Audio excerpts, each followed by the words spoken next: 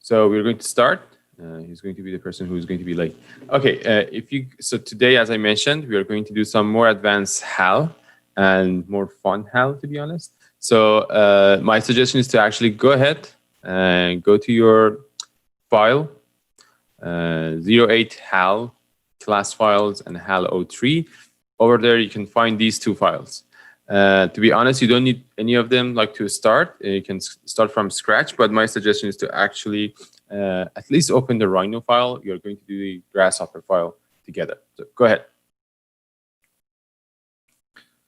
Okay, do I have the file?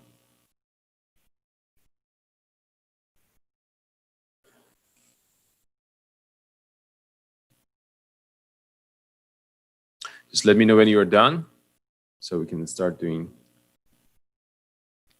the work.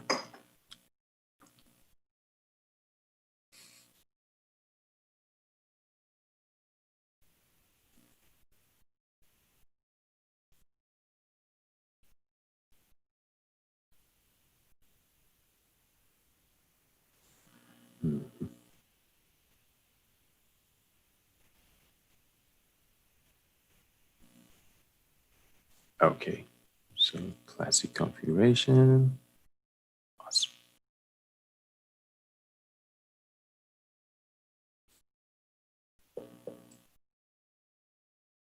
Now I'm thinking you need to actually download that Grasshopper file because there were some material that I wanted to discuss from that Grasshopper file also. Sorry, my bad. Okay, downloading this one. Yep. Good.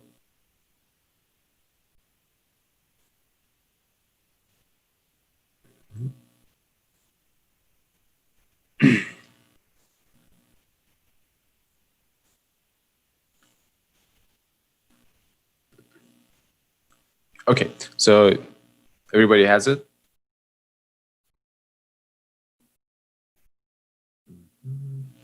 Yes. Good. Okay, great. So in such cases, rather than just putting it in a chat, just use this option, thumbs up option that used to be here in the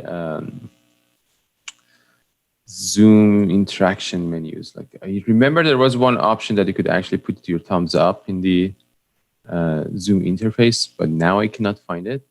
So no problem. Okay, so let's start. Okay, good.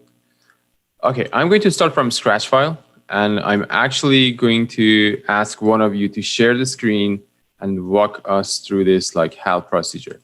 Who wants to go and share the screen and tell us how is the progress for making the HAL file? Who's the brave one?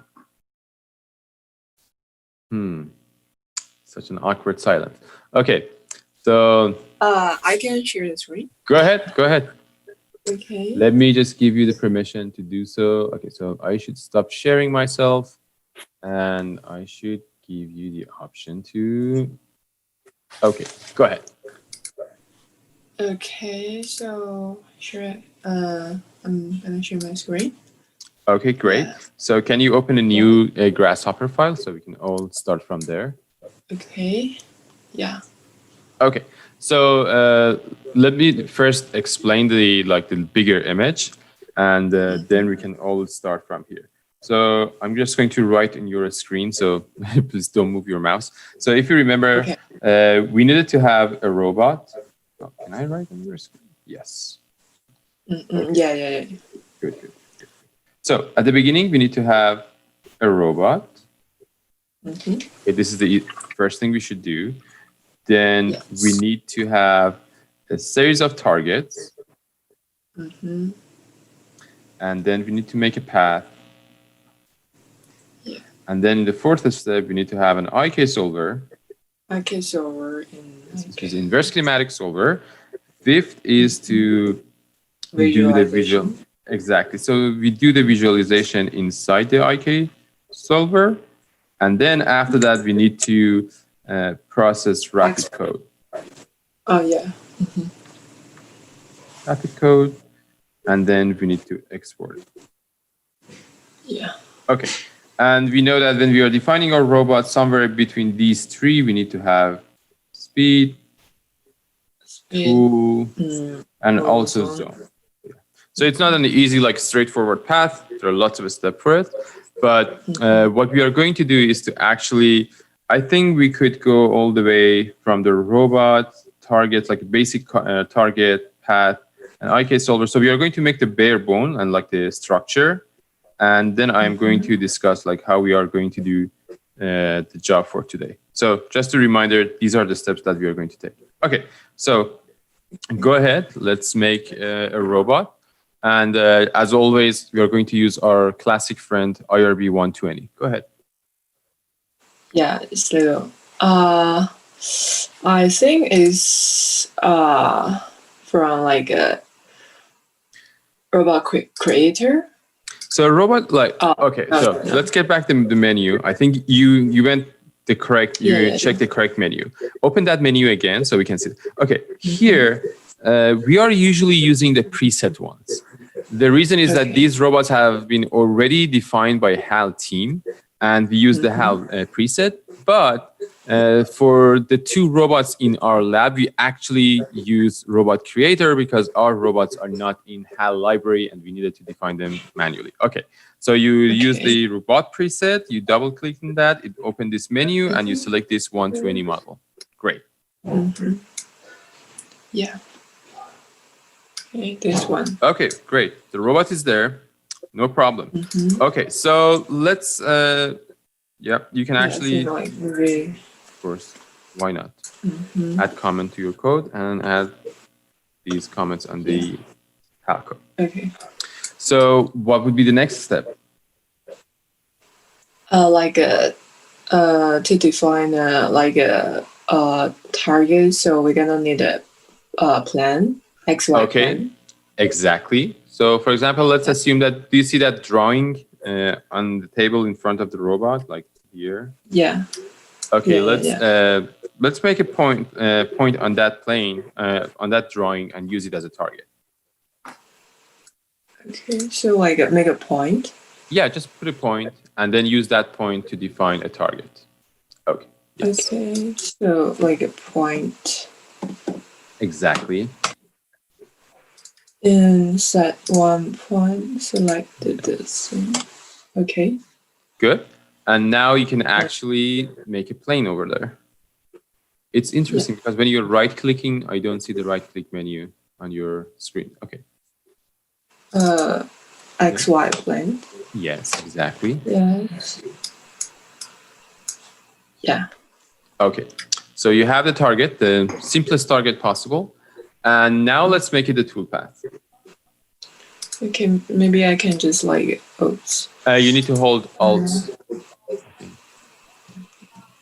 Yeah. I mean, like to do a target. Okay. And to make a pass, right?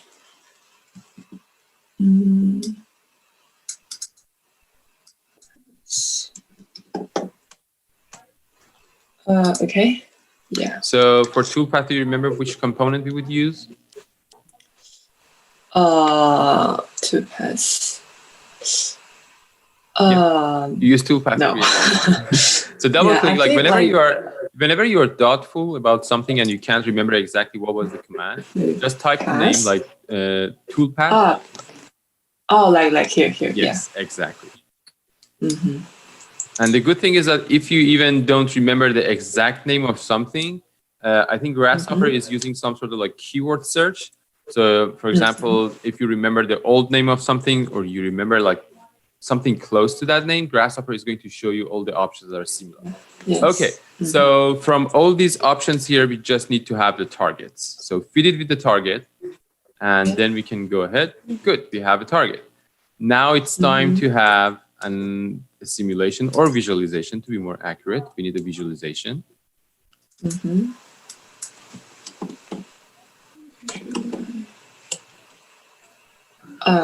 Whatever. Sure. SU. How do we have this text? It's called a scribble. So if you double click and say scribble, it's going to show you. Okay. Yeah. Awesome. So do you remember what IK was? solver. Yes, exactly. That was IK solver. Yeah.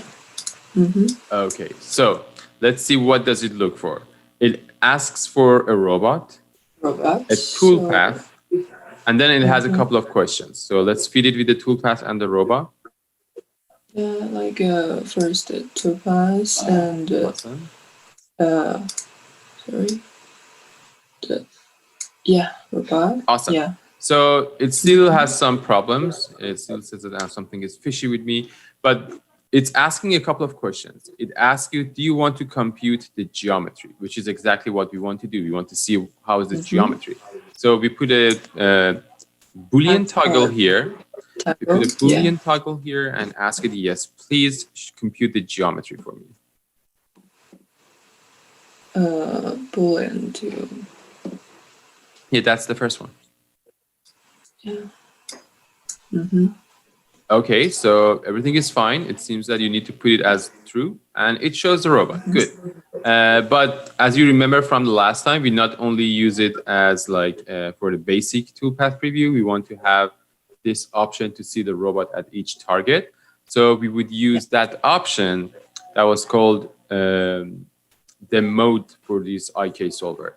So if you search for mode, it's going to show you those mode selection. So MODE, Mode switch. Mode switch. Yes. So mode switch is the one that tells if I want to see the robot at this target or if I want to produce the whole toolpath. And there's actually one other component called mode selection. So you can bring that one also. Mode, hit spacebar again, was mode options, I guess.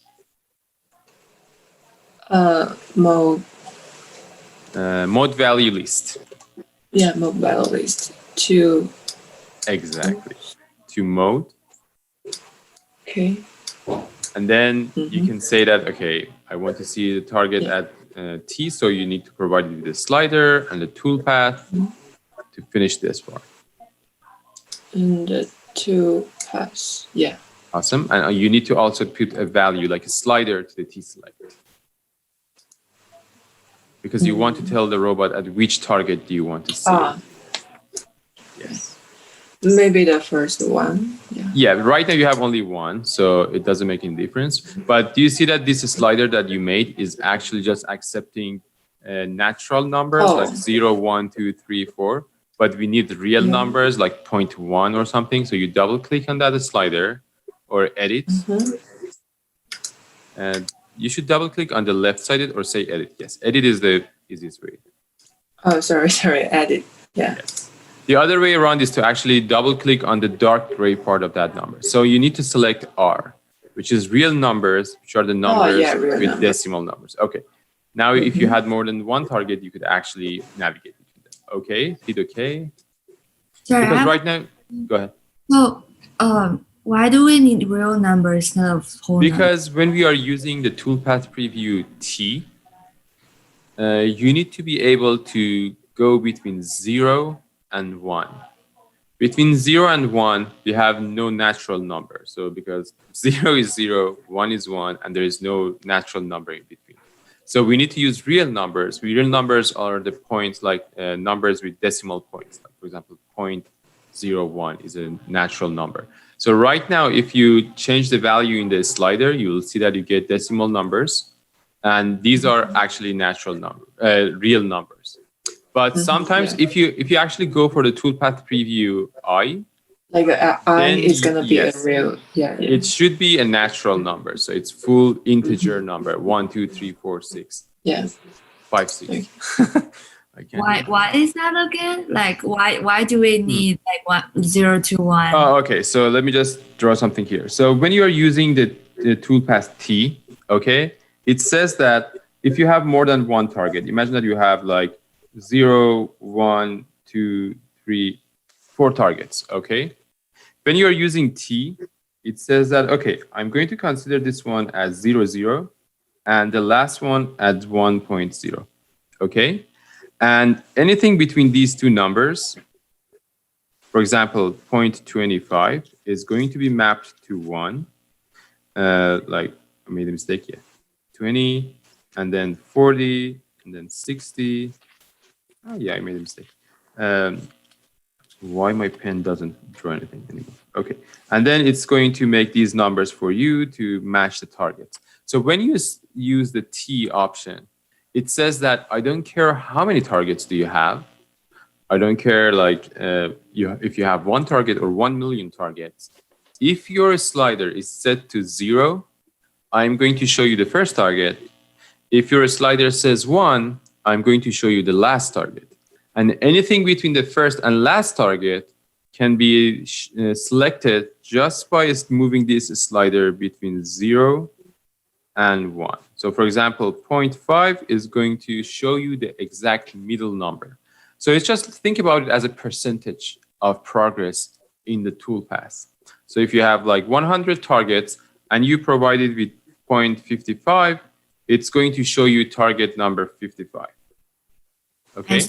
I see. Yeah. But yes, and then if you use preview I, then it will ask for exactly this correct index of the target. So if you want to see target number 55, you need to definitely provide it with 55, and then it's going to show you the target. And I think we are going to see one of the use case scenarios of this one later today, because if you have like 100 or 1,000 targets and one of them has a problem in the IK solver is going to say the index of that number at that target, and we can actually easily find it. Okay, so good. I think for the next step, you need to connect this mode switch to the IK solver. So let's go ahead. Yeah. You just need to connect the toolpath. Yeah, the toolpath goes like to the here. IK solver. Yes, exactly. Mm-hmm. So you're good.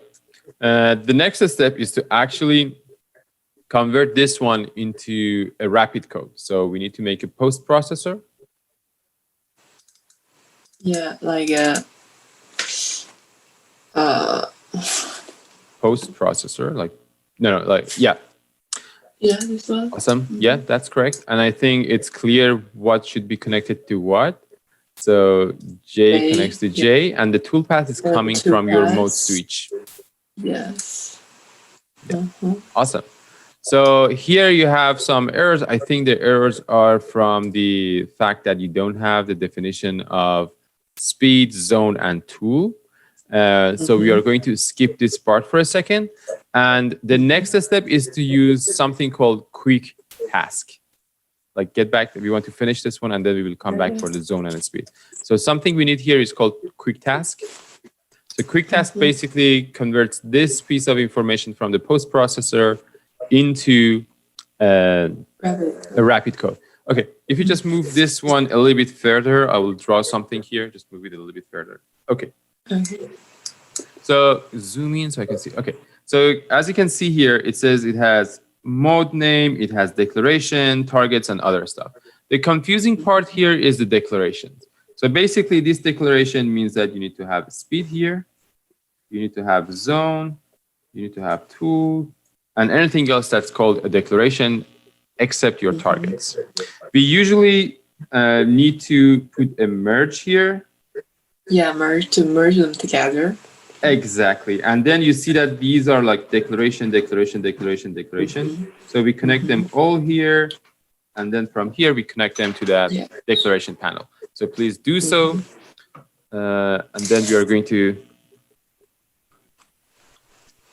speed and zone. Yes, exactly. And Grasshopper magically adds new entries for you to do the job. So that's declarations. It says like there's nothing in this declaration. That's why it gets red. But you need to add targets from the no, not that one. Okay. So you need to have your targets. Oh no, here. Is it right to like add this one? No. You have to have directly to the targets here. Awesome. And the other thing is to actually have these operations. So operations in this case are going to be our motions. Okay. Now, if we had the declaration correctly, everything would work Nicely. Okay, so we are all the way to the end. Let's get back and add zone, speed, and tool. The red color is because we don't have zone, speed, and tool. So zone, speed, and tool should be defined in the toolpath creator. So yes, exactly here. So let's do that. Yeah, I think like So first start with speed. speed.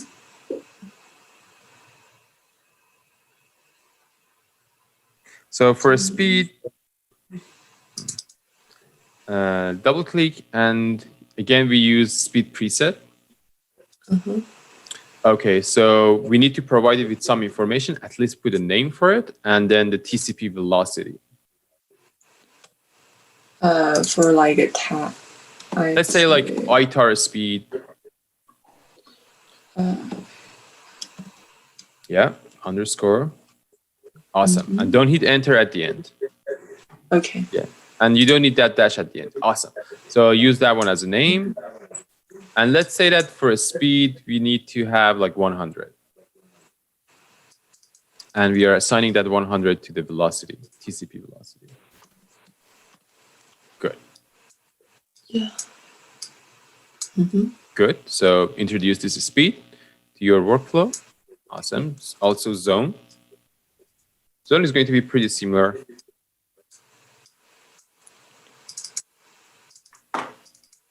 Zone preset. Yes. Yeah. And maybe just. Yeah, copy paste everything. That makes sense. Okay. Yeah, and keep this one. Like the zone is, I think it's too yeah, large. 100 is too much. Let's make it like 5. And Okay. 2 is fine. Still fine. Let me see. Oh, can I see? Okay, select the zone. Awesome. So far, so good. And we need to define the tool also. So make it like basic tool, because tool is the topic that we are going to spend a little bit more time today. Tool preset. Okay, tool preset. And don't change anything on the tool, because if you do so, it's going to give you an angry message. But just introduce this tool to your workflow. Yeah, see here. Awesome. Now let's check and see if the code is working, like all the way to the right. Yeah, I see. Working. Good, good. Oh, okay. You have everything. So it says that you have a zone, you have speed, you have a tool. Let's see if you don't have the tool because the tool is tool 0. So it's by default over there. So you see that there is this like move L, TP0, ITAR speed, zone, blah, blah, blah, blah. Okay. And there is something here that's a little bit confusing for you, and that's line 18 and line 19 that says configure J and configure L, both of them set to off. So basically, these two are saying that if the robot tries to get to one of these targets and it could not reach out to that target using the configuration that you told it, it's going to try to use another configuration that it can come up with. So then don't get confused by these two commands here. We may or may not use them, but by default, HAL puts these configuration J and configuration L off. In order to skip these two lines, you can actually go into your quick task and feed an empty panel to overrides. You see the overrides input? Just make an empty panel. So double click. Panel. Give me like this. Yes. Oh, sorry. My Siri were under calling it. And I have no idea. Sometimes happen. Okay. Yeah. You see that that line just went? Actually, you need to empty that line. You need to actually double click on that panel that you just made and delete that placeholder text. Okay. Delete that. Did you delete? Oh, yeah. Yes. Good, good.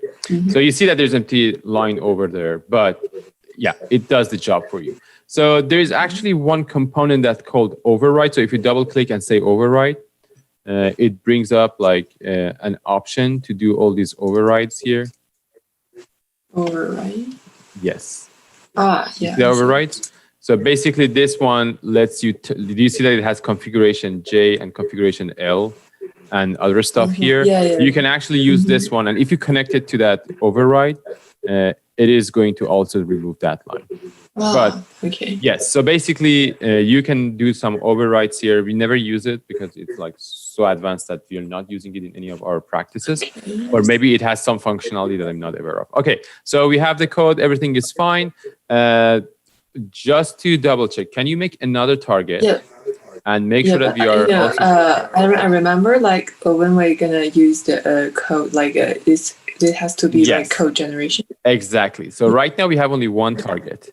So it doesn't make any difference. It doesn't matter, right? Okay. Yes, but if you have more than one target, that's going to be problematic. Okay, so it was good review of the process. This is the whole thing that we are making every single time. But from now on, we are just going to elaborate more on this one and make it more complex. Okay, so I'm going to get back everything onto my screen.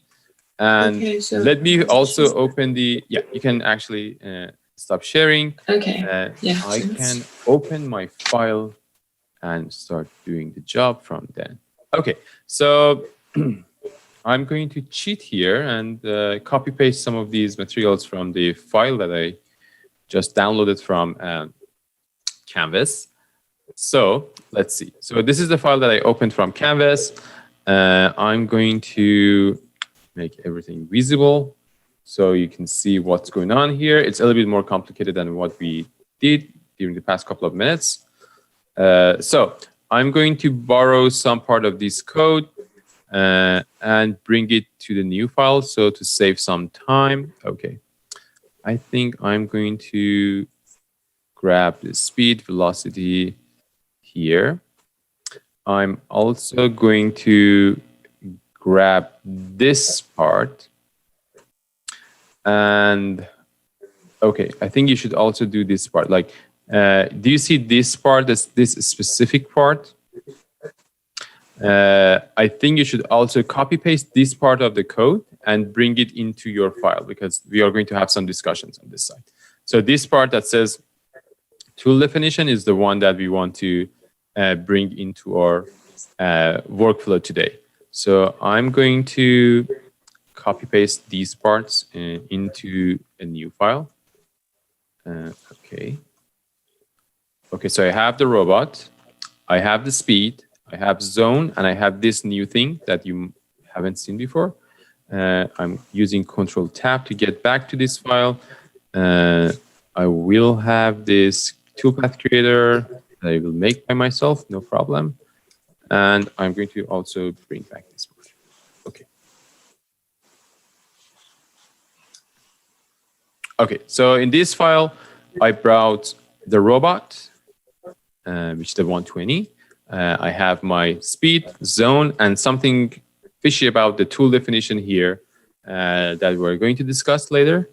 And then I also have my IK solver and code generator, post processor, and quick task. So as you can see, the only thing that I actually missed here is the toolpath creator that I'm going to discuss in more detail today. Okay, so this is the plan. Before getting anywhere further, make sure that I have these huge icons on my screen so everybody can see everything. Good. Okay, where were we? Okay, good. Rhino on left, grasshopper on the right, and everything is fine. Okay, so let's start with this unusual definition of the tool. Okay, so in many cases, instead of having a geometry for the tool or something that we collect from Rhino, we have something like this that comes from your rapid online programming. So if you remember, these numbers that you see here are basically the material that you would collect from your robot by defining your tool manually. So actually, I went to the lab last year and I installed the tool on the robot. It's a tool with 3 markers on it. And I defined these 3 markers and called one of them marker black, marker silver, and marker gold. And as you can see, I collected these data, this piece of data from the robot itself. So it gives me this rapid code to define every target that I have, every tool that I have. So you can see that it's task, permanent piece of data. It's called marker black, and it's installed on the robot. This is XYZ of the TCP.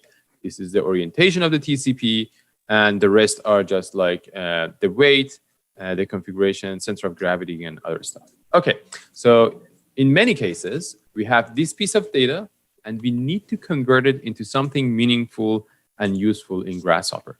First, I'm going to tell you how to process it manually, and then we can use this cluster here, which I made it for the class, to do it automatically.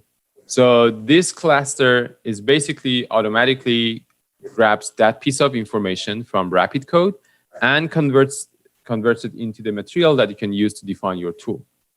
My suggestion is to actually understand it. How is it working? And then we can rely on this one. Okay, so follow me. I'm going to convert this tool data. As you can see, this one. I want to convert this one to a tool definition. And probably you are going to use it later on for your work. Okay, so this is the piece of information. I just broke it down into another panel. Okay, if you remember from our previous discussions on HAL, on rapid coding, you remember that there are some pieces of data here. So these are basically the keywords that tells Rapid what exactly this piece of information. This is the name. This means that the tool is on the robot. And this part is really important for us. So it's basically telling us what are the X, Y, and Z numbers of that tool, the TCP of that tool. And these 4 numbers are quaternions, and they tell us what is the orientation of the tool.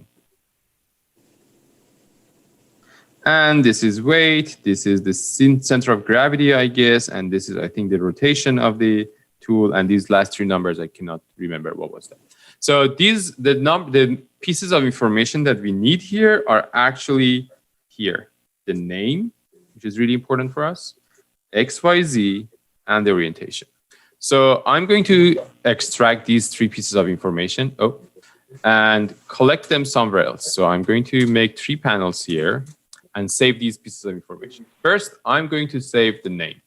So the marker black is the name of this tool. I'm going to copy paste it in this panel and keep it there.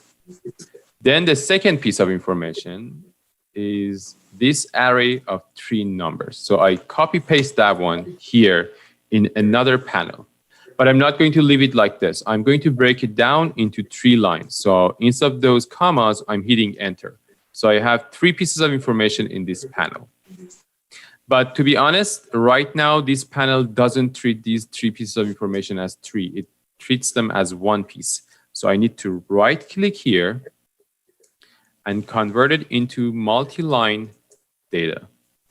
Now you can see that it's treated as 3 pieces of information. Okay, so I right-clicked and says multiple, and I said multiple line data. It actually does the job for me. Now I need to collect these orientations. So I will select these 4 and then paste them here, grab these commas and convert them into enter new line. And I will get these 4 pieces of information. Again, I need to convert them into 4 pieces.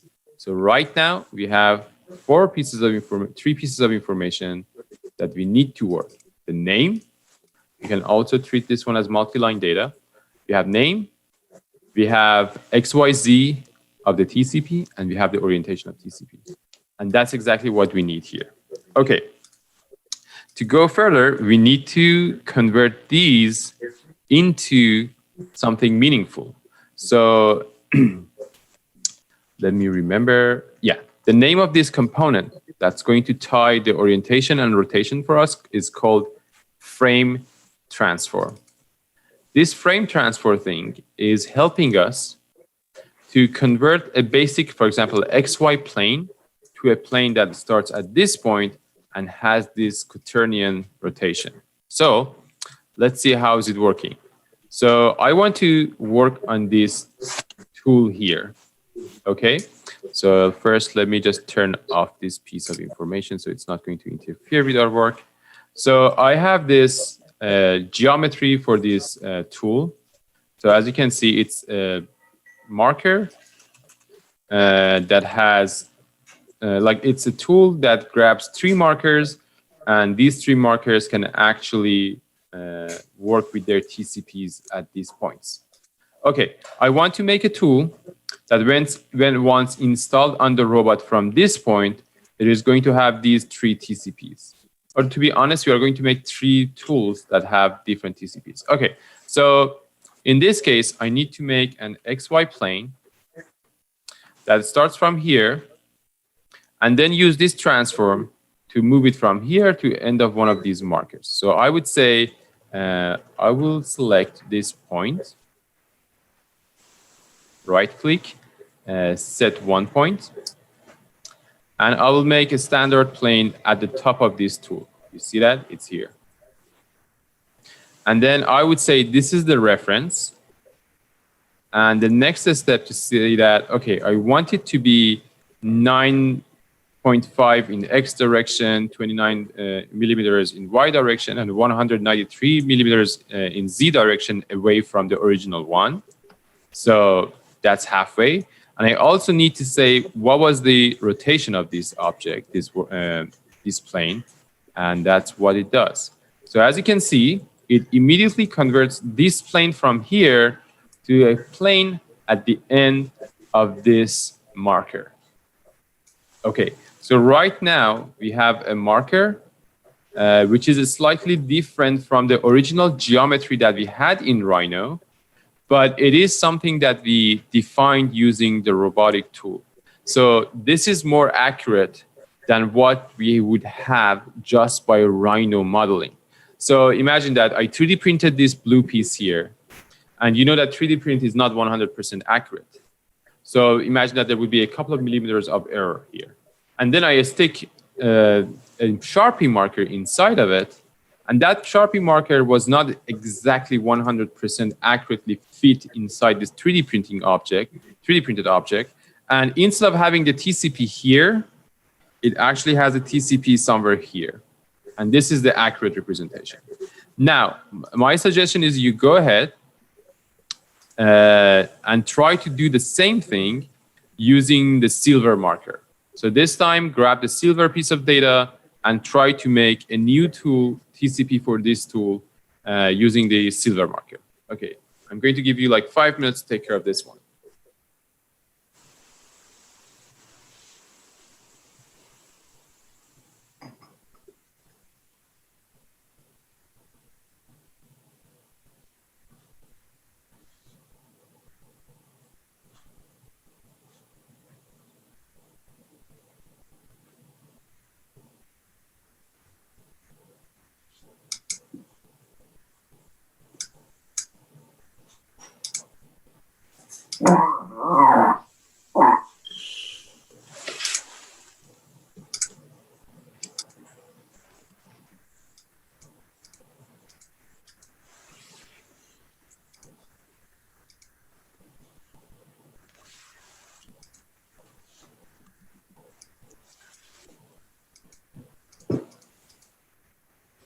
Okay, now you have it started. I need to start it too. And nobody asked why we didn't use the name of the tool, but we will use it later on, don't worry.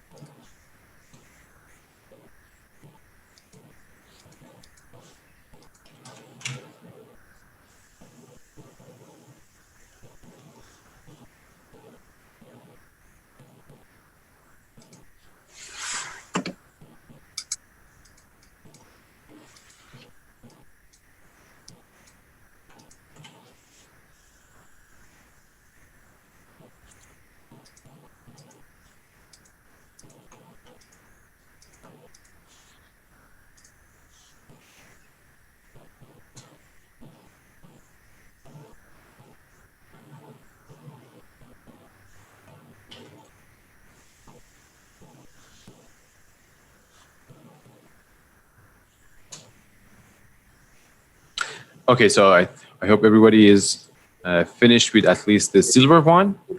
I also jumped in and took care of the whole 3 definitions here.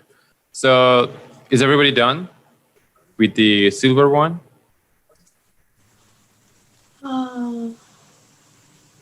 Any question? Any?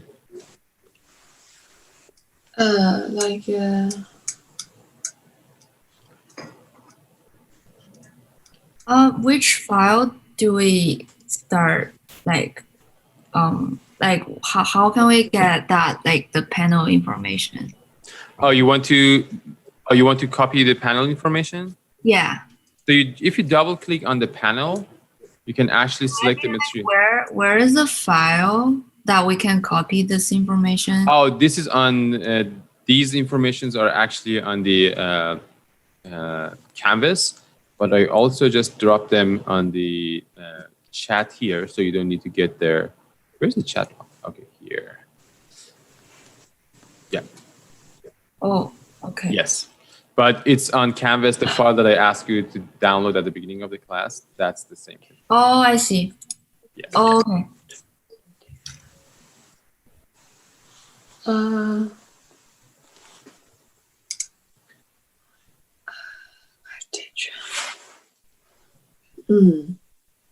Okay, so go ahead. Excuse me, like my FT transfer, like it shows angry message that input permittery wrote file to collect the data. Yeah, it's red now. Okay, can you share your screen so I can see what's going on there? Yeah, I think. Go ahead. I can share my screen. Yeah, here, as you can see. Let's see. Okay, so right now the reason is that it's text, and this one is also text. The main reason is that this my pen is not drawing. Why? Okay, this is text, so that's why it's not reading them as numbers. And can you hold your mouse here on this? So it says that input parameter is rotation, failed to collect data. Yeah, that's the whole point. Right now, this piece of information here and here is just text, but you see that up here you have numbers. That's why it doesn't understand what's going on. So you need to convert those pieces of text into numbers, actually feed it with numbers so it can understand what's going on over there. Okay, yeah, so just like a... Yes, these 3 lines of numbers. To like, just to fit it here? I'm sorry. Yes. Yeah, that's XY. And then you need to feed that one to rotation. And we like not the minus X. We leave that minus X as it is. Okay, just this one? Yes. And then remove the last one. You don't need this. Okay. Ah, awesome. Yeah. Now you have it. Yeah. Thanks. Good. Everyone else is fine? Okay, so let's just skip. Go ahead, Mali. I'm just like filling blanks and stuff, but I'm pretty good. Okay, good. Great. So we have the frame, and now it's time to make a tool out of this one. So I'm just going to use the tool preset. So the component that we use is tool preset. And using this tool preset, I can start using those names. So let's say that the first one was named marker _ black. So I'm going to make the first tool. The first one is marker black. Okay, good for us. And then it asks for a number. Everything else is not necessary here. The main question here is what's the fixed plane of that tool? And we know that this is the fixed plane. Fixed plane is the part of the tool that's being connected to the robot. And we know that this tool connects to the robot from this side. You can see all these like 5 holes on the tool. Remember on the ABB 120, we used to have 4 holes here, and here, which we use to connect the tool to the robot. And this 5th one is just for the alignment. And so we know that this is the part that the robot is going to be connected. And we have already defined a plane here. So I'm going to use this fixed plane here. Then it's going to ask me, where is the TCP for this tool? And I said for marker black, the TCP is actually here. So I have already made it. So I'm going to introduce it. And it's going to ask me like if this tool is on the robot. For now, let's say it's on the robot. And it's going to ask about the weight of the tool. And we would say like it is, I don't know, like half a kilogram or like slightly more than a pound. And then it's going to ask me what is the static body of the tool. Did I say it correctly? Yes. So I'm going to say that this is the static body of this tool. Yeah, here it is. Also, those two other markers are part of the static body of this one. Okay, so if I connect this one here, I have the tool. So as you can see, it says that this tool is going to be connected to the robot from this side, and the TCP for the black tool is going to be here, for the black marker. We can do the same thing, to be honest. Everything is going to be shared between the three tools. So I'm just going to copy paste this tool definition here. This time it's called, for example, red marker, like it's silver marker. Yeah. And silver marker shares everything except the TCP of the tool. So we have this one here. And what was the name of the last marker? It's gold marker. So the gold marker is going to be exactly the same. And the only difference is the name and the TCP. So let's say this one is called gold. And the TCP is coming from here. And to be honest, since we are sharing pieces of information between these three, I'm going to share those information rather than copy pasting it again and again and again. Okay. And I'm going to delete whatever I do not need. Okay, so these are the two pieces of shared information. I'm going to keep them here. And these are the names. So we have three tools here. Everything seems like legit and fine.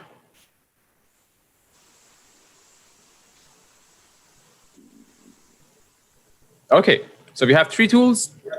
Seems everything cool, no problem with anything. And you can actually, if you cleverly look at this piece here, you will figure out all these three planes are like following the same orientation, and they just slightly rotated compared to each other. And that's because I actually used TCP definition by 4 points for them. So by default, the robot tried to keep them parallel to the body of the robot. And if you look carefully, you will see that none of these TCPs that I defined using the 4-point is matching the 3D model that I had in advance. And this is a good lesson. It doesn't matter how accurate your model is. Eventually, when you're trying to run it on the robot, you cannot rely on the data that you collect from your 3D model. You need to define your tool using one of these tool calibration methods, tool definition methods. You see that there's like a 4 millimeter, like 2 or 3 millimeters distance between these two, and 2 millimeters seems to be really small. But when you're trying to draw something, it means that the marker is not going to hit the paper, and this is really important. Okay, so if everybody is fine, we can actually start working a little bit more on this project. So we have the tools, and we have everything that we want to start to work with. Okay. To be honest, there is an easier way to do this. So if you activate this component here, you will realize that, oh, this component actually takes care of the whole thing that we discussed. So basically, this component here reads as many line of code as you have, like if you have like 10 different tool definitions, and converts them into tool names. And actually, you can see what's going on here. So it reads all the names. You see that when I feed it with the information, it tells me what are the names. It finds the fixed plane for all of them. And it also finds the TCP orientation for all of them and feeds them into your tool component here. So this is the expanded way of doing it, like doing everything manually, like extracting XYZ and extracting the orientation manually and feed them to the system.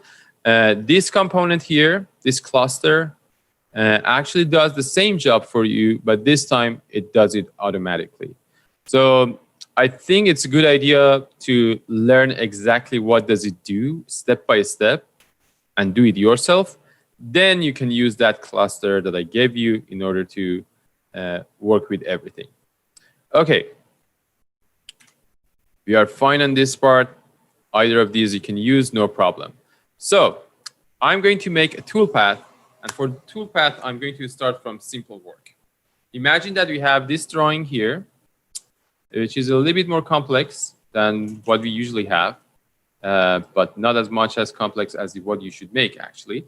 And for example, we want to draw this circle, the outer circle, using the black marker. So as you remember from the last session, it would be pretty simple and straightforward. I'm just going to first select that curve, piece of cake. Yep, it's already selected. And I'm going to make a bunch of targets on it. So I can divide this curve into, let's say, 100. Like, no, 100 is too much.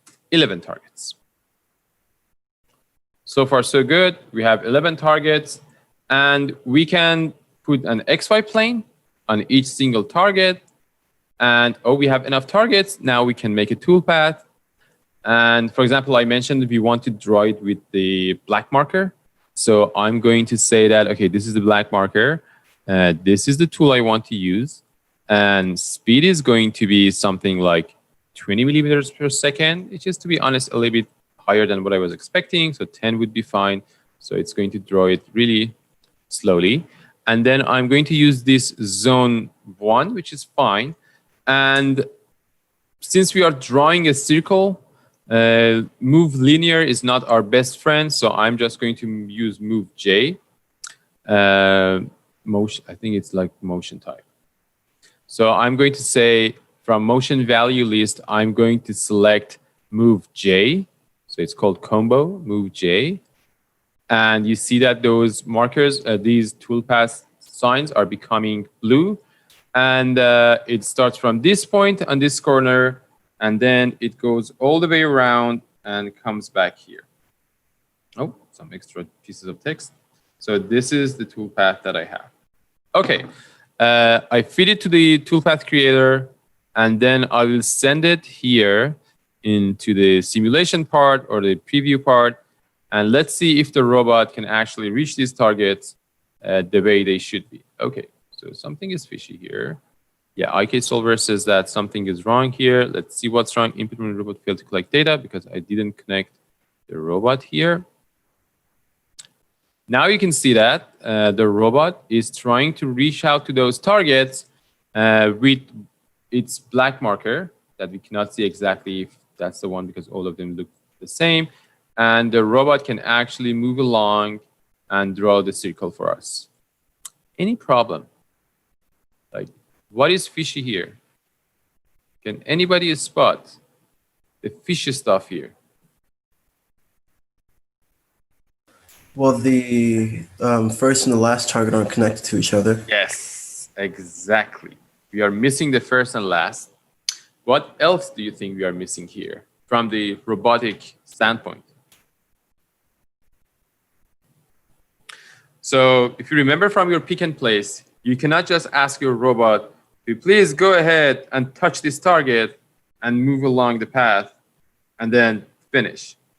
We need to actually ask the robot to go somewhere like here. Then it should go down. Then it should make the whole circle. Then it should come back to the last target, and then it should go up. So this is more likely what we should do. And then the number of targets are really small. Like, come on, it's not going to make a circle. It's going to make like a 10-sided thing, or octagon or whatever, decaton or whatever it is called. So it's not going to be a smooth circle. It's going to be a polygon with 10 pieces, and it's not what we are looking for. So we need to do some extra work on this toolpath to make it meaningful. Okay, first of all, I need to increase this number into something like 100. And that's going to be more meaningful. That's way smoother and seems everything is functional. But I'm going to leave this easy part to the last because right now we cannot see exactly what's happening. So I'm going to make it something like 12, and it's going to give me this opportunity to see what's going on around. I'm going to hide these things to make sure that we can see everything here. Okay, now we need to do two things. First of all, we need to make sure that this circle is closed, and also we want to make sure that the robot starts from the first and finishes on the last one. Okay, so here comes some post-processing with this curve stuff. Okay, I'm just going to move it away from the rest of it so we can clearly see what's going on. Okay, let's see what do we have. We have this component and we have these planes here. What we need to do is to add another target at the end here. So the robot finishes here. So how we do this? How do we do this? It's pretty simple. We just need to select the first target and then add it to the end of the list. How do we do this? We have something called list item. So if you have a list of items, like as you can see here, we have a list of like 10 targets here, actually 12 targets here. This component let us select these items by the index value. So I would say, okay, give me this.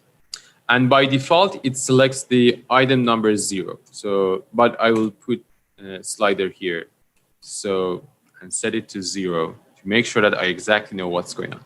So if I connect a panel here, you will see that it exactly selects the first target in the list. Let's look at the numbers. 487 minus 22 and 3. So by setting this number to any of those numbers, you can see that it can go and select the item that I want. So I want to select item 0, which is the first item in the list, and I want to add it at the end of the list. To do so, we are using merge component, which is pretty straightforward component. So we say, do you remember I had a list and I wanted to add something at its end? It does the job for us. So right now, see, this is the original list of data. Now, when I connect this one, you will see that the last and the first are actually the same. Good for us. Everything is fine here. So right now, if I feed this one as our targets, you see that this circle is now completed. So that was good. And it doesn't matter how many targets do we have in this path. Even if we have like, I don't know, 52, it still repeats the first and last one. So you see that this is the first, this is the last, and they are the same. Okay, so this is piece of cake, no problem. We are fine with it, but we still need to do this part. We need to find the target here, then ask the robot to move down, and then we need to come back up here. So we still need to add 2 targets. One target at the beginning, which is, let's say that 25 millimeters above the starting point. And then we need another one, which is 25 millimeters above the last one. And to be honest, they are the same point. We just repeat them at the beginning and at the end of our workflow. So what I'm going to do is to actually grab the first target. I'm again going to make these numbers small so you can see it. So I'm going to grab the first target, which is here. I'm going to move it up for 25 millimeters. And then I'm going to put it at the inject it again at the beginning of my toolpath. So I'm going to use a component that's called move, which is pretty interesting. It's actually not move, it's move and copy. And then I would say I want to move this one for 25 millimeters in the Z direction. And I want to move that target. Or we can move it for a little bit further or whatever number we want. Like 30 is fine. Okay. Now, I have this point that I want to have it at the beginning and at the end of the list. So right now, we have this list here that says it has 13 targets. The first target is actually here. It goes all the way around. And the last target is again this one. I want to have this point to be the first and also the last item in this list, which might be a little bit confusing, but it's again easy by just using this merge component. I hit this plus button at the beginning, and it opens a slot for me to inject something at the beginning of this path. So I'm going to just watch carefully what happens here. So I have this piece of target here, these 13 targets here. I'm going to add this at the beginning. And as you can see, it just inserted this target. You see this one? Before the first target that we have. You see the first two targets, the only difference is that this first one is like 30 millimeters above the previous one. So this merge component is really powerful. It helps us to put the items in the same order that we want. Now I want to have this target also at the end. So I add it to the end here, and I can delete this extra piece of slot. And this is what I get. 15 targets, starting from here, goes down, turn around, and then goes up again. So this is the trick. Using merge to combine everything in the order that we are looking for. And once I connect this one here, which is already connected, you can see that I can go here and ask for a toolpath preview. So the robot starts from this clean point here. It goes to the first target. It turns around. And once done with everything, it goes up again. Is that clear what I've done here? So this part, this merging and like combining these paths and put them at the beginning and at the end is something that's really tightly connected to the idea of data structure in Grasshopper, which is something you should get mastered in it and understand exactly what's going on here. Merge is a really powerful tool as long as your data structure stays the same. So if you look here carefully, you will see that this is the path for the data. All these pieces of information that I have, they are all in the same path. And later on, when we are combining these things together, you will realize that this is not your best friend. And it's not in your best interest to merge everything just like this that I did here. But for this simple task, merge works perfectly fine. So for now, we are good with this one. And everything seems like pretty straightforward. Now, if you look back at that file, you will see that there are other circles here. Like, for example, one circle here, one circle here, one circle here. And there is a pentagon at the middle. Now, my suggestion is to go ahead, start using this pentagon here at the middle, and try to draw it with the silver marker using the same method that I mentioned here. You can break it down into like 500 targets, or you can actually just use these discontinuity points here. So just the hints, if you want to do something with a pentagon or something with linear edges, you can select that curve. So set one curve. And then there's a component called discontinuity.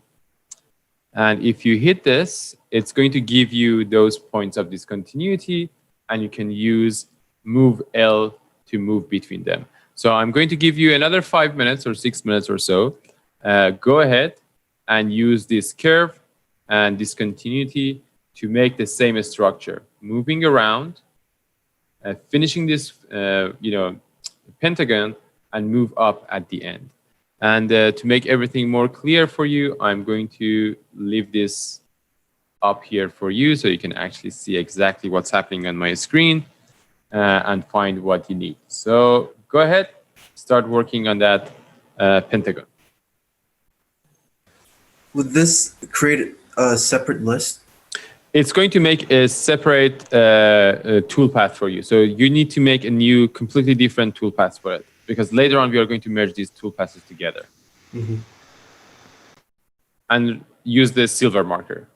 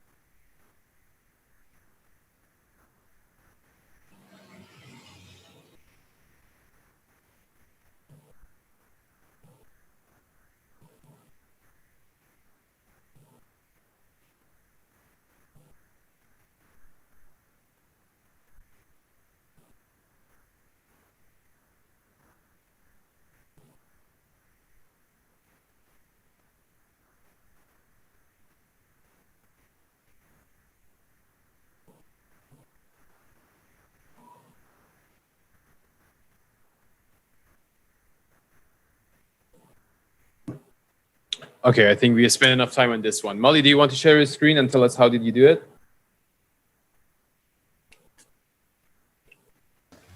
I'm still having a little.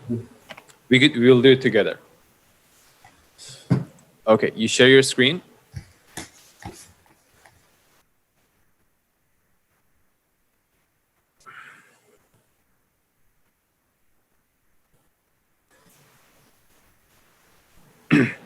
Still sort of catching up.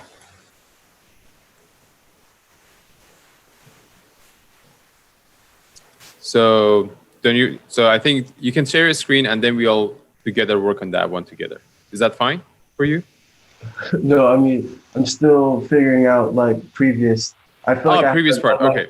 So yeah, like it's really important in this class, if you are catching up with the previous parts, you should definitely let me know so we can actually work on it and make sure that everybody is on track, because these processes are going to be more and more complex.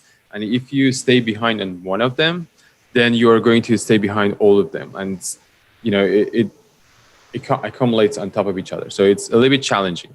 So from now on, whenever you are like behind this, like the process, just let me know, share your screen or whatever. I can help you to actually move forward and get to that point, and then we can actually move forward. For today, it's fine, but later on for any session of the class, especially with this HAL process, make sure that you're always on track with the class. Whenever you are behind, ask, and then we will help to get to there. So what is the problem right now? Which part of the process is you need help with? Really connecting the the tool correctly onto the robot. Okay, so it's going to do it automatically for you. So when you are connecting your tool definition from here, so do you remember that we defined all these tools here? Mm-hmm. When you have the tool definition here, we just need to grab this from this tool, export, and connect it to the tool path that you have. It is going to automatically show that tool for you in the visualization. So it doesn't care if you have this like tool physically installed or not. It assumes that you have this tool, and since you introduce this tool to the tool path, it automatically puts the tool on the robot. So it's not like Robot Studio that you need to attach and detach. It just needs to be introduced to toolpath creator, and it's going to say that, okay, you told me that you need this tool for this toolpath. I'm going to automatically attach it. Okay, so there's no problem on this. So you just need to connect the tool into your tools in the toolpath creator.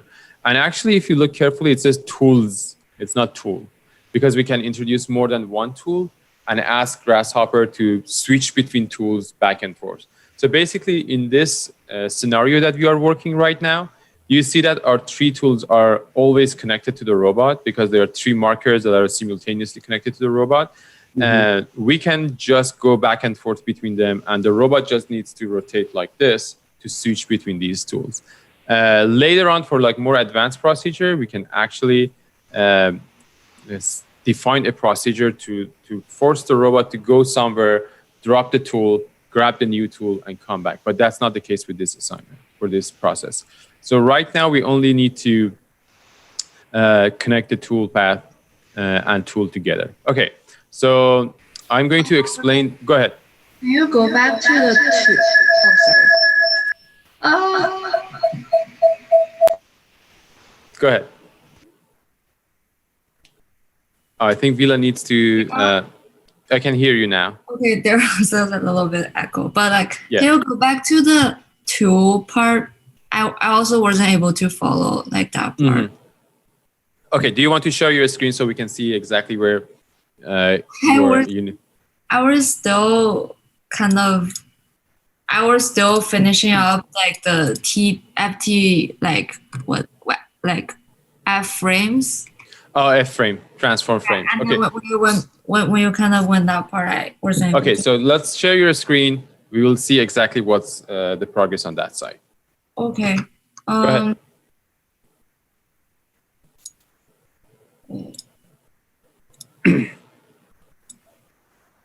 Share screen.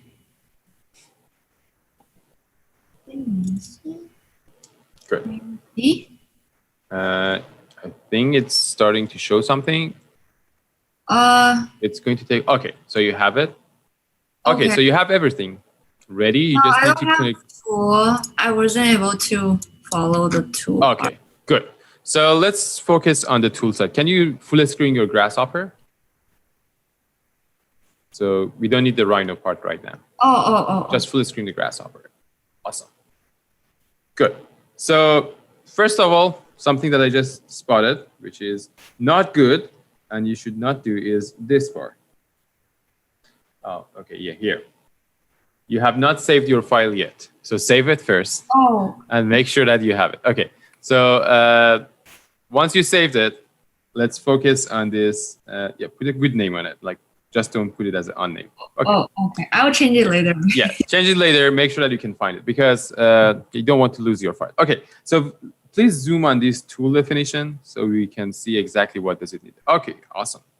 Okay, what does it need? Like for the tool definition, to be honest, the thing that we need is this series. So we need a name, okay? And then we need to know where to connect to the robot.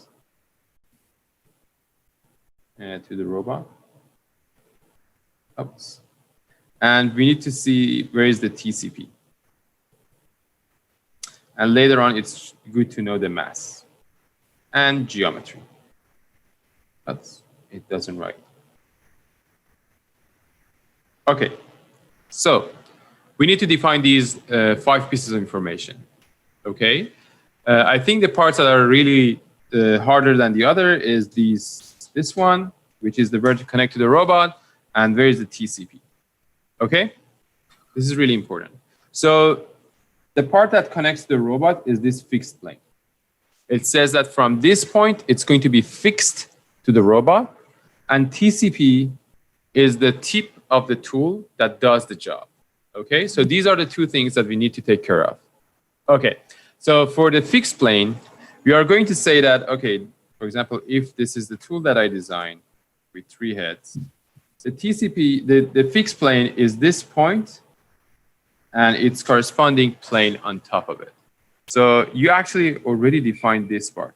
So we selected that point at the top of the tool and said, okay, this tool is going to connect from this point to the robot.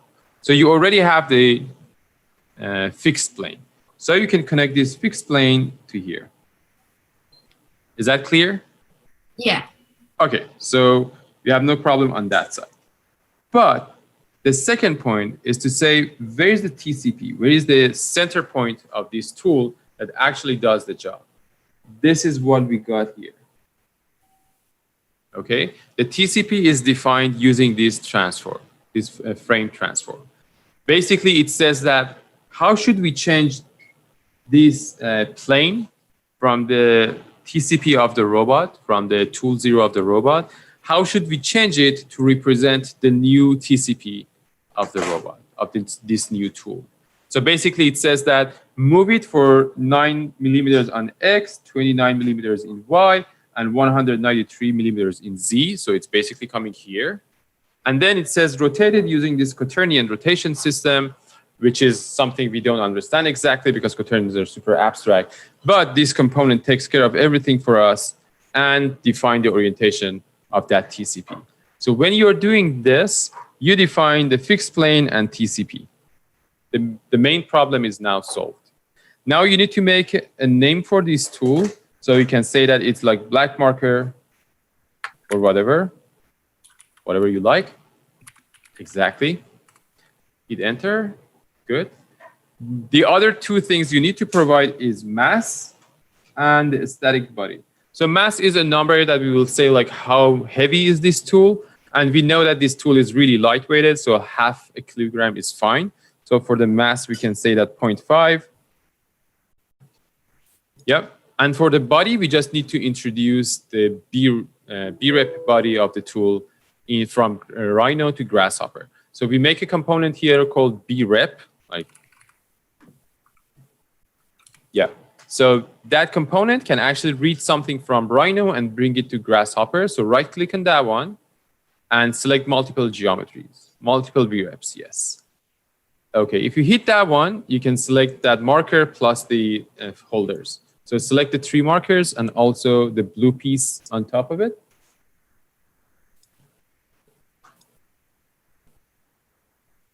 Okay. Okay, now hit the space bar. And done. So you have the tool. Nice.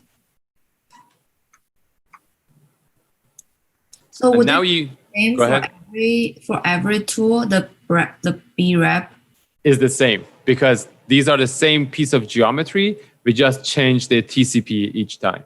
So if you copy paste this 3 times, like actually 2 more times, the only thing you need to change is the name and the TCP because they are all connected from the same place to the robot. Yes, exactly. Okay. And make sure you change the name also. Yeah. Okay, let's see if you're going to remember that part to change the name. It happened to me more than once. I said, okay, I'm going to change this one later on, but then I forget. So it's going to be silver one. And I think the last one is gold, I think. Awesome. So you have the tools. So now we can connect it to the toolpath. Do I have to merge them? No. At each toolpath, you're using one of these tools. So it means that, for example, we want to draw that circle with black marker or silver marker or whatever you want. Then that pentagon we are going to draw it. No, you just need to connect one of them, not all of them. Oh. Yes, just one of them. Like there is a way to do multiple tools in one toolpath and then tell Grasshopper and HAL how to select between them, but this is not the topic for today. Since we are here and you have already done this part, let's go and do that pentagon also.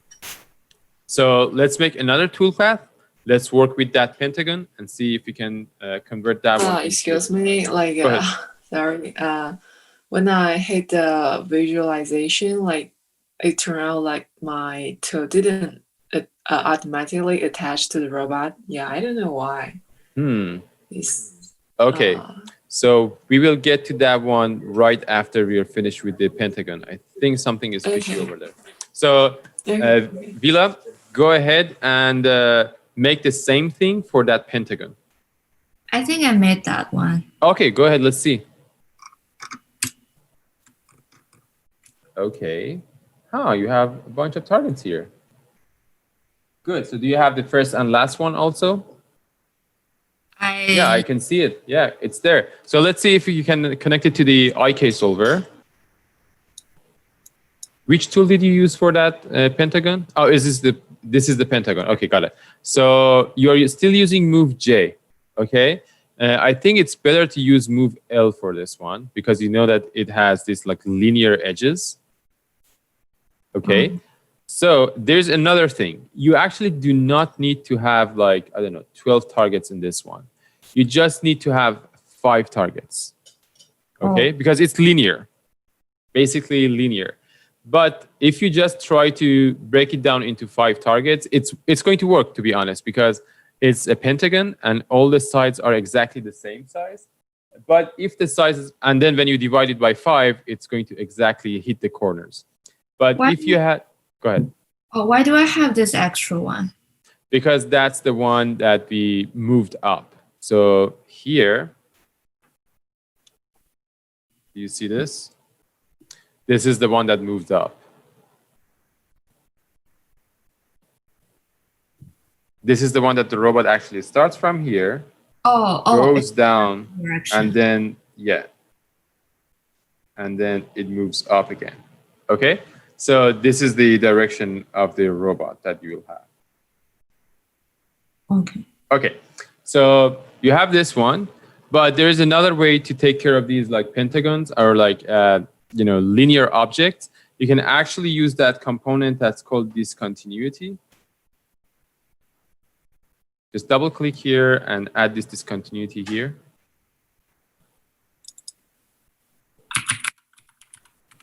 Yeah. Okay, so if you connect your curve to this discontinuity, it's going to give you those 5 targets that you need. Okay, now we can use this one and connect it here and get all your targets. Yeah, it's exactly doing the same job. But the point is, if you have an object which is like this, this discontinuity component is going to give you exactly these corners. And once it gives you all these corners, the robot can actually make a move L between them, which is going to be very easier than having like 400 targets just by breaking it down to like hundreds of targets. So if you have, like, this is the summary. If you have a geometry with like all straight edges, use this discontinuity. If you have a geometry like this with curves and everything, use divide. Okay? That's the efficient way of doing it. So for now, this one is also fine. Let's connect this one into an IK solver and see if we can visualize everything. Okay, so you should connect your toolpath to mode switch. I think you should need to go right so we can have like some extra space on the right. Okay, so can you make one of those like mode switches? Yep. Do we want to have the least amount of points as possible? That's a good way of handling the files, yes. Oh, there's other thing, Molly, while Vila is taking care of it. If you have, as I mentioned, if you have a geometry like this, and we just divided it, okay? And we just divided into like 100 points or whatever number of points, we still may miss these corners. There's no guarantee that one point actually sits at that corner, and then we are going to lose some level of accuracy. But if we use this discontinuity, it guarantees to have the exact number of points, and they are all going to be exactly on those corners, which makes everything way easier for us to follow. So whenever you have a linear curve, just go for this one. And whenever you have a nerve and smooth curve, go for the divide. So Vila, please go ahead and add the mode switch. Mode, what was that? Mod list value or something?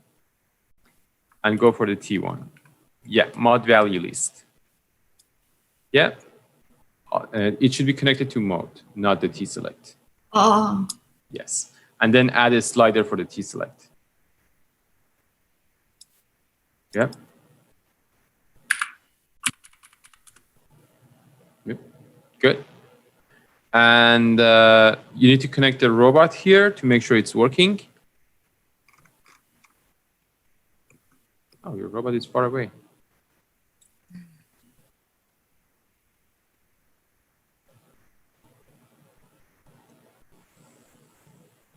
Oh.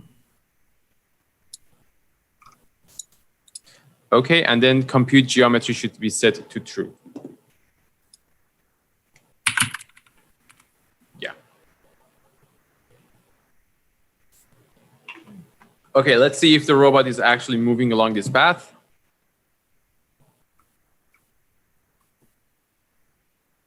How do I? Here, you have it. You made it 5 minutes ago. Oh. Yeah, the robot actually moves along that path. It works perfectly fine. So, have you noticed that one of your markers is actually dropped because you forgot to select it? Oh. Yeah, you can get back later on and correct this one, no problem. So okay. in the geometry of your tool, you need to select it again, and there's no problem. So this is the way we break down the path into and make a more advanced one. So Vila, what was the problem with yours?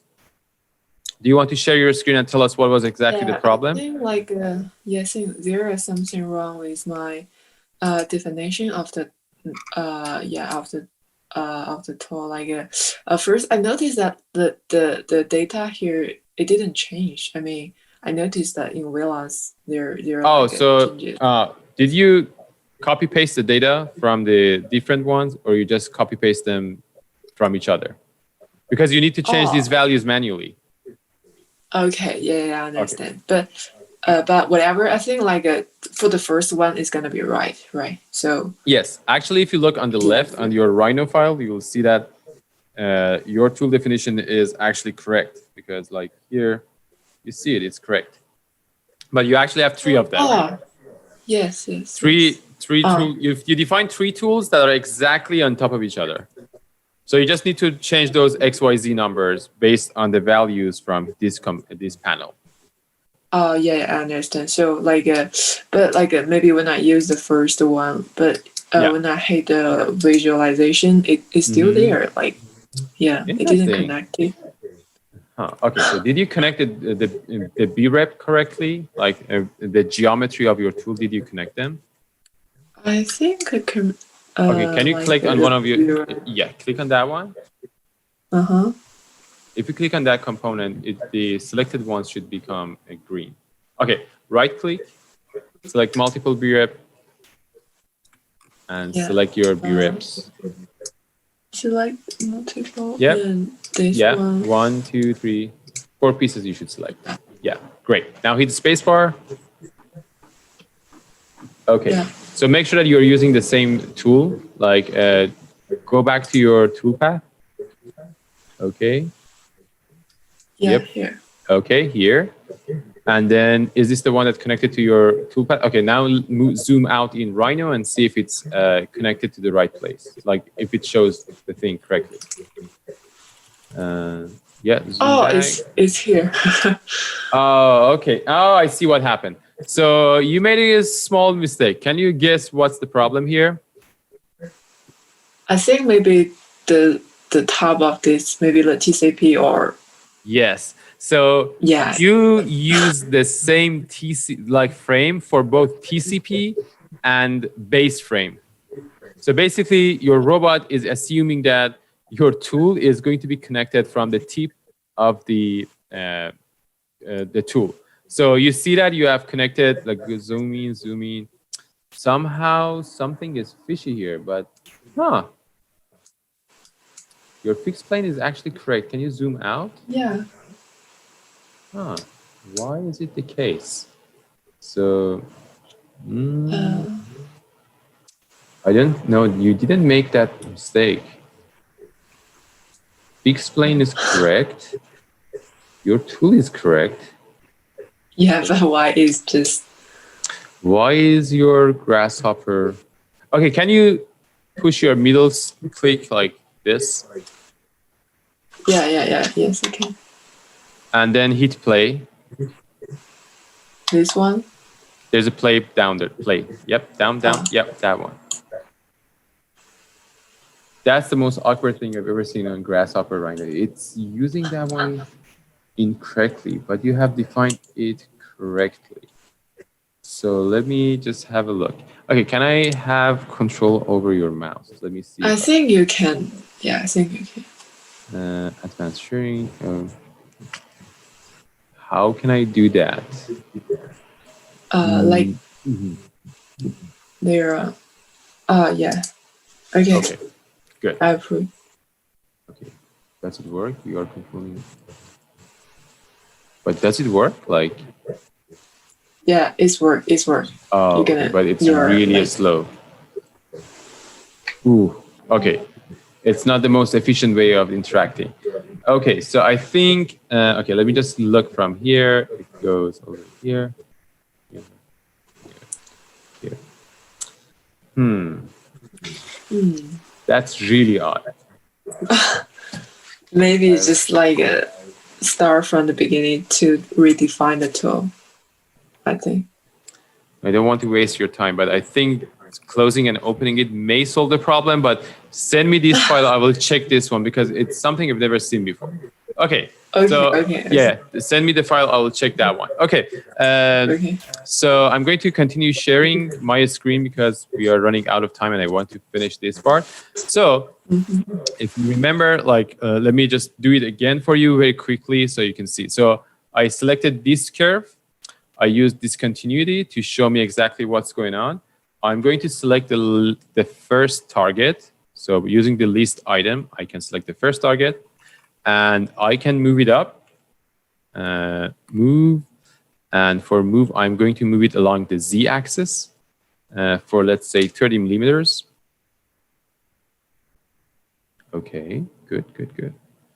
And this is the one I want to move. Okay, so I have one extra target that's moved in z direction from here. Okay, so I'm going to merge these toolpaths together. And merge is something, guys, definitely have a look at this data structure and try to figure out exactly how merge works. So I'm going to grab this one. This is the first target, which is the top one. Then I'm going to have this target here, which is here. So first here, second here, and then I'm going to have all the targets. Oh, actually, I don't need to add this one. All the targets. Then I'm going to finish it again here and ask the robot to terminate everything again at this top. So right now, this is the order. It goes here, here, turns around, and then it comes up. Okay, so I have this. These are my targets. I'm going to make a toolpath creator. Oh, not this one. Toolpath maker. Where's that? Creator. Okay, these are my targets. I don't want to put a name or anything on that one. I just want to make sure that my motions are, in this case, move linear, move L. And the tool in this case is going to be, for example, marker. I made a mistake about the naming. Sorry for that. And the speed and the tools are going to be the same as the one I selected previously. So this is the speed. And I'm going to select the zoom. Oh, I selected the zone. Okay. Good. So I have these targets here and everything seems fine. No problem. Here's the part that I wanted to discuss. That's why I'm rushing a little bit here. So we have two toolpaths and we have one IK solver. But you want to see how this robot is actually moving across these two toolpaths rather than just moving around one of them.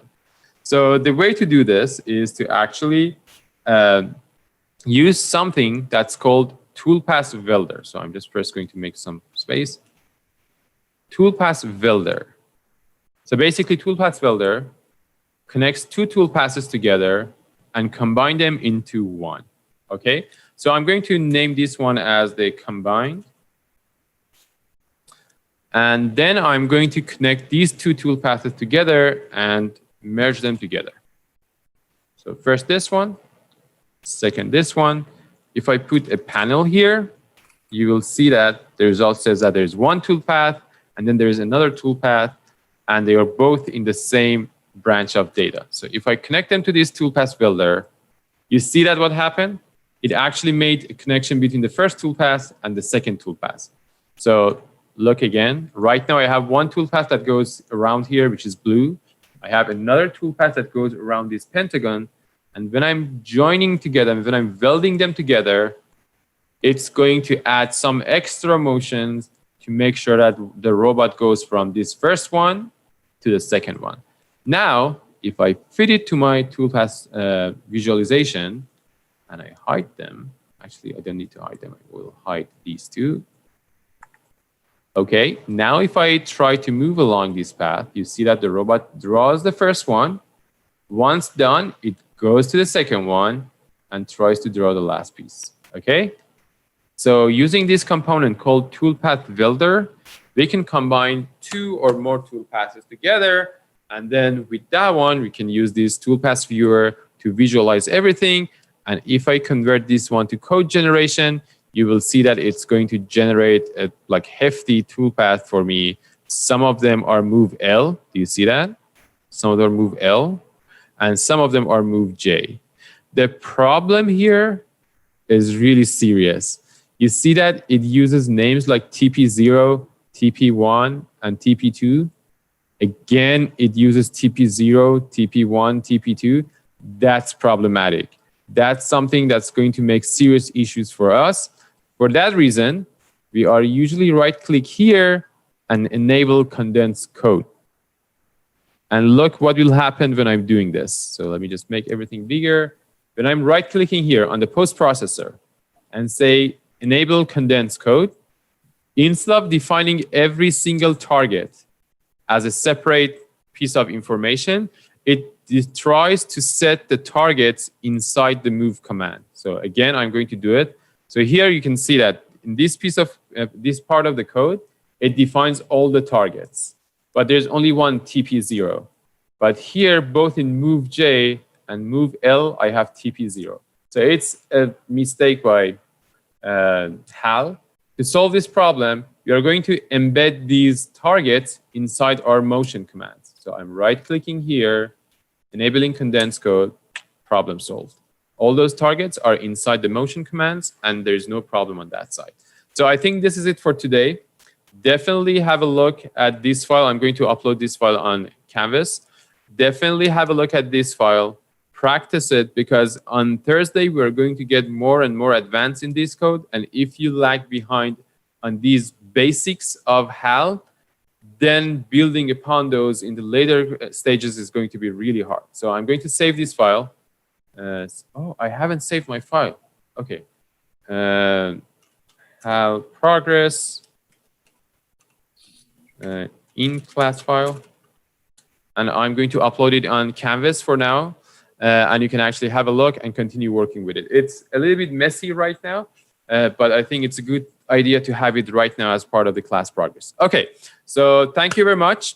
Please have a look at the Miro page and look at those drawings. And for Thursday, bring a drawing for yourself into class so we can work on your drawings and make it ready for the, your next assignment. Okay, any question? Do you have to worry about line weight at all? No, not for now.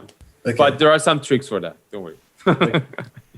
Yes, don't worry. So for now, because our markers are like fine tip, and they are supposed to move on the paper really smoothly, there's not that much of like a control over the thickness.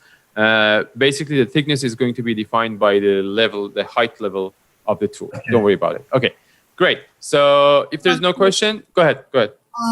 Is our painting like, does it have to be 2D or 3D? For now, let's stick with 2D because we want to draw it with the marker. Then we will go for 3D and light painting. Oh, okay. I made a 3D one. No problem. Flat it. Okay. Okay, good. Any question? Good. It seems that everybody is completely on board. Okay, take care. See you on Thursday. Goodbye. Thank you. Thank you. Okay, Welcome. goodbye. Thanks. Thanks.